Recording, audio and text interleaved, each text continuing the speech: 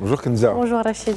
La presse marocaine cherche des explications parce que malgré une croissance économique, soutenue, eh bien le marché de l'emploi reste encore sous tension. Exactement, le Maroc crée davantage d'emplois, mais pourquoi le chômage reste-t-il aussi élevé? C'est la question que soulève le journal Tel Quel. En 2025, l'économie a progressé de 4,9% et créé 193 000 emplois, un niveau inédit depuis plusieurs années. Les services et le BTP tirent cette reprise. Pourtant, le taux de chômage ne recule que très légèrement à 13%. Pourquoi? D'abord parce que les créations d'emplois ne suivent pas le rythme de l'arrivée des nouveaux actifs sur le marché du travail. Ensuite, parce qu'une partie des postes reste précaire ou saisonnière. Résultat, la croissance est bien là, mais elle ne se traduit pas encore par une amélioration durable pour une grande partie des Marocains.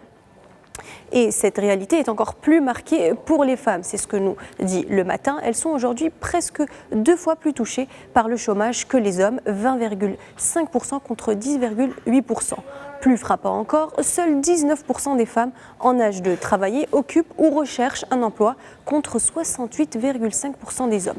Comment expliquer un tel écart? Les économistes évoquent plusieurs facteurs. Le poids des normes sociales, le manque de solutions de garde d'enfants, mais aussi des opportunités d'emploi jugées insuffisantes ou peu rémunératrices. Et lorsqu'elles travaillent, les femmes gagnent toujours près de 23% de moins que les hommes en milieu urbain. Pour Banque al-Maghreb, réduire ces inégalités n'est pas seulement une question d'équité, c'est aussi un véritable levier pour renforcer la croissance économique.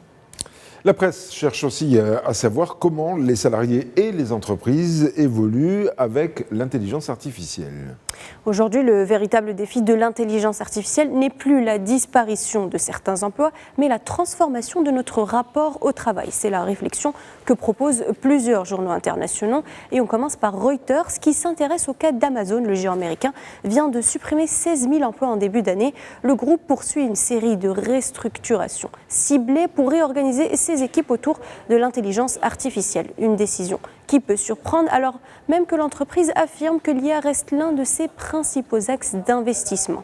Amazon explique vouloir recentrer ses équipes sur les projets les plus stratégiques afin d'accélérer le développement de ces modèles d'intelligence artificielle. Ces suppressions de postes interviennent aussi après une profonde réorganisation de cette branche. Ces derniers mois, plusieurs dirigeants de la division IA ont quitté l'entreprise et les équipes ont été regroupées sous une direction unique avec l'objectif de gagner en efficacité et de réduire les doublons. Pour Amazon, l'enjeu n'est donc pas d'investir moins dans l'IA, mais de produire davantage avec des équipes plus resserrées.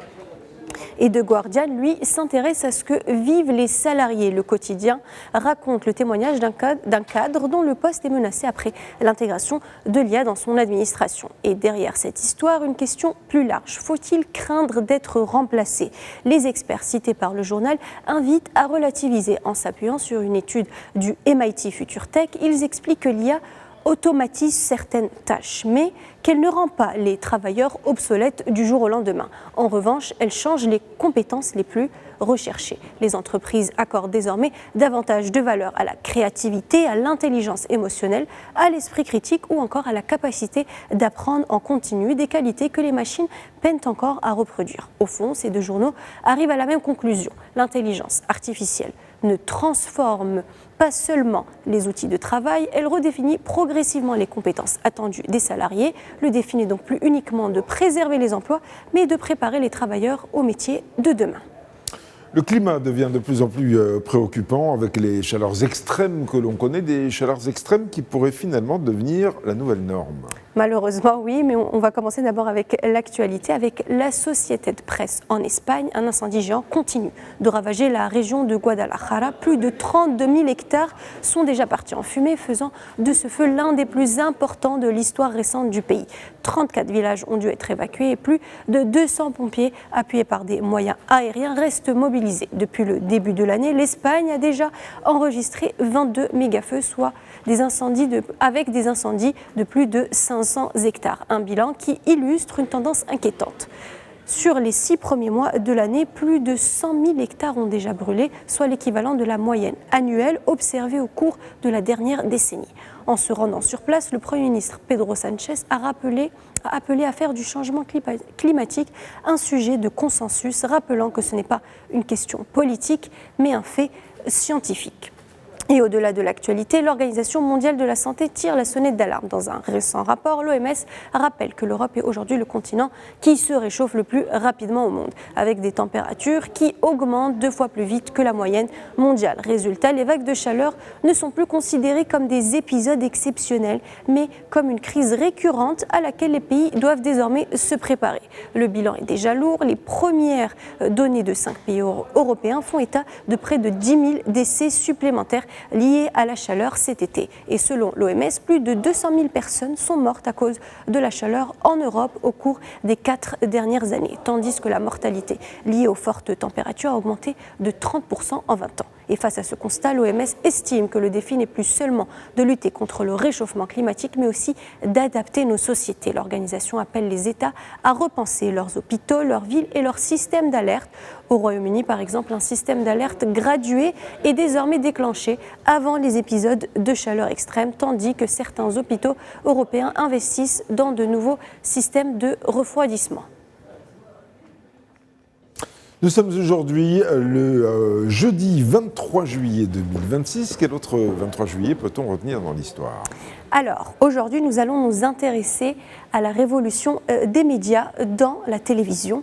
Et pour ça, nous allons rappeler que le 23 juillet 1962, le monde entre dans une nouvelle ère de la communication. Grâce au satellite Telstar 1, la première retransmission télévisée en direct entre l'Europe et les États-Unis est réalisée. Jusqu'alors, les reportages télévisés traversaient l'Atlantique sur des bandes vidéo transportées par avion ou par bateau, ce qui imposait souvent plusieurs heures, voire plusieurs jours d'attente avant leur diffusion.